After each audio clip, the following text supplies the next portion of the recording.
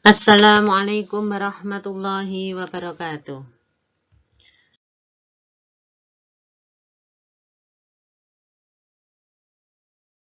2021, jumpa kembali dengan saya Bu Zuli pada pembelajaran yang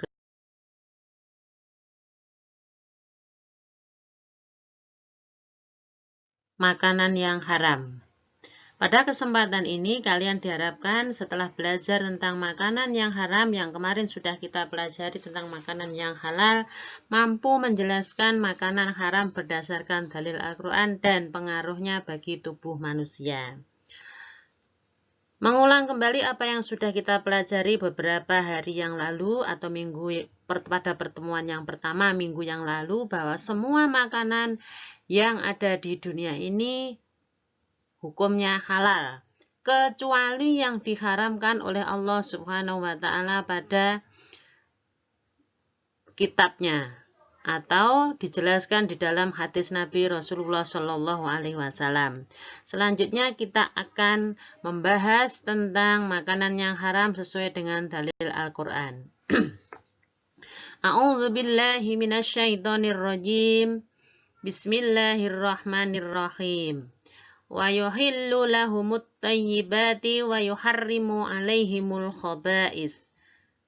Al-Quran Surah Al-A'raf ayat 157 yang artinya, dan menghalalkan bagi mereka segala yang baik dan mengharamkan bagi mereka segala yang buruk dari mereka. Beberapa jenis makanan yang haram sesuai dengan dalil tersebut, yang pertama adalah bangkai binatang. Kemudian makanan yang buruk, menjijikkan atau najis. Kemudian darah. Yang keempat adalah makanan yang memabukkan. Yang kelima, babi. Yang keenam, binatang yang disembelih tidak menyebut nama Allah Subhanahu wa Ta'ala. Dan yang terakhir adalah benda yang membahayakan. Baiklah, kita akan membahas satu persatu tentang jenis makanan haram yang sudah kita sebutkan. Bangkai binatang. Anak-anak, semua binatang itu halal dimakan kecuali yang diharamkan oleh Allah dalam kitabnya. Bangkai binatang atau binatang yang halal itu bisa menjadi haram hukumnya untuk dimakan apabila ia mati tidak karena disembelih. Bagaimana maksudnya? Bangkai binatang yaitu semua hewan yang mati tidak karena disembelih melainkan karena terjatuh atau berpenyakit ataupun diterkam binatang lain. Saya ulang, bahwa semua binatang halal itu boleh dimakan apabila sesuai dengan ketentuan Allah Subhanahu wa Ta'ala. Akan tetapi binatang yang halal itu bisa menjadi haram apabila binatang tersebut mati tidak karena disembelih, melainkan karena terjatuh atau berpenyakit atau diterkam binatang lain. Semua bangkai binatang haram hukumnya, kecuali ada dua bangkai binatang yang dihalalkan oleh Allah. Apakah itu? Yaitu bangkai ikan dan belalang. Sesuai dengan hadis Nabi, Uhillat lana maitatani al-hutu wal jaradu, rawahu Ibnu Majah. Dihalalkan dua bangkai bagi kita, yaitu belalang dan ikan. Hadis riwayat Ibnu Majah. Jadi, semua binatang yang halal itu bisa menjadi haram apabila dia mati tidak karena disembelih. Kemudian, semua bangkai yang ada di dunia ini, bangkai hewan hukumnya haram, kecuali yang dihalalkan, yaitu bangkai ikan dan bangkai belalang. Sehingga ikan dan belalang itu tidak perlu disembelih. Contohnya, ikan asin, ikan teri, ikan tawar, dan banyak ikan lain yang kita dapat dari air laut maupun air tawar. Semua tidak perlu disembelih. Boleh dia mati karena tidak disembelih boleh dimakan secara langsung maupun dimasak terlebih dahulu. Saya ulang, binatang di ikan dan belalang yang ada di darat maupun di laut, walaupun tidak disembelih, itu halal dimakan. Baik dimakan langsung maupun dimasak terlebih dahulu. Makanan yang buruk, menjijikkan, atau najis. Apakah itu? Yaitu binatang yang diharamkan Allah karena menjijikkan dan buruk, seperti kecoa, lalat, cacing, kaki seribu. Dalilnya, wa yuharrimu alaihimul khaba'is, dan mengharamkan bagi mereka segala yang buruk dari mereka. Karena binatang-binatang itu buruk dan menjijikkan, maka Allah melarangnya. Walaupun binatang tersebut tidak secara kontekstual disebutkan di dalam Al-Quran, tapi dia termasuk dalam binatang yang menjijikkan dan buruk sehingga tidak boleh dimakan. Kecoa, lalat hidupnya di tempat yang kotor, cacing, kaki seribu tempatnya juga di tempat yang kotor sehingga tidak boleh dimakan.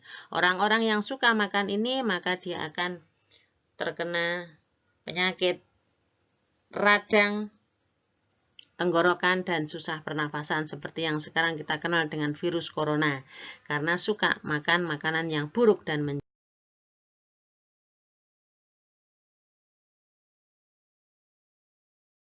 barang yang tidak boleh dimakan adalah darah.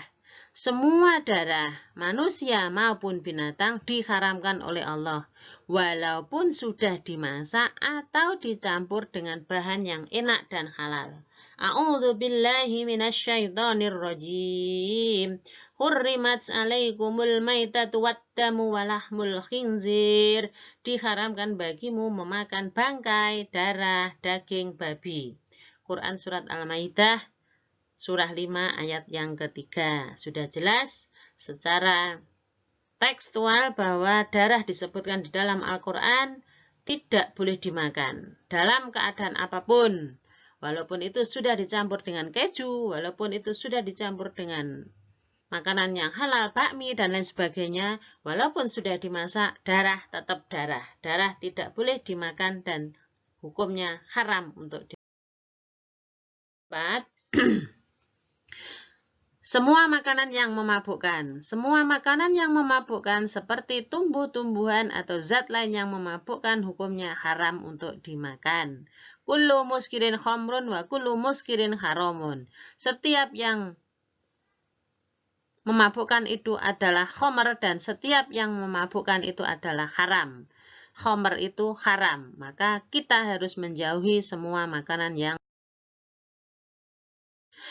kelima. Babi adalah hewan yang secara tekstual disebutkan di dalam Al-Quran haram hukumnya. Baik itu kulitnya, tulangnya, maupun semua bagian dari hewan tersebut haram untuk dimakan. Tidak usah dekat-dekat dengan hewan yang namanya babi, karena babi itu semuanya haram untuk dimakan. Yang keenam, binatang yang disembelih tidak menyebut nama Allah Subhanahu wa Ta'ala. Semua binatang halal di dunia ini yang disembelih dan ketika menyembelih tidak menyebut nama Allah Subhanahu wa Ta'ala, hukumnya haram dimakan. Walaupun binatangnya itu adalah halal, walaupun juga disembelih. Tetapi ketika menyembelih tidak menyebut nama Allah Subhanahu wa Ta'ala, maka binatang tersebut menjadi haram hukumnya untuk dimakan. Maka kita harus hati-hati. 7. Benda yang membahayakan. Semua benda yang membahayakan tubuh dan jiwa manusia hukumnya haram untuk dimakan. Seperti makanan yang mengandung zat racun atau lainnya yang mematikan manusia. Walaupun itu berasal dari binatang yang halal atau benda yang halal, akan tetapi apabila ia bisa membahayakan tubuh dan jiwa manusia, hukumnya haram dimakan. Kita harus menjauhinya dan kita tidak boleh memakannya walaupun itu enak dan halal.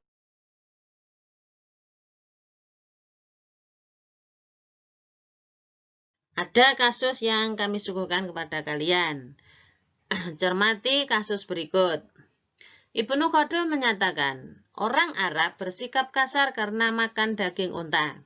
Orang Turki bekerja cepat karena makan daging kuda. Dan orang Perancis senang berzina karena makan daging babi. Apakah makanan berpengaruh terhadap sifat dan sikap seseorang? Kemukakan pendapatmu dengan cara di bawah ini. Ketik pendapatmu tentang kasus tadi minimal 10 baris, kemudian kirim melalui file Word dokumen ke nomor 085740487201 kepada nomor handphone Bu Juli.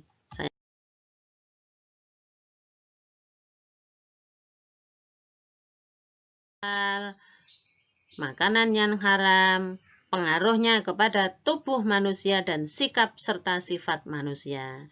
Terima kasih anak-anak. Assalamualaikum warahmatullahi wabarakatuh.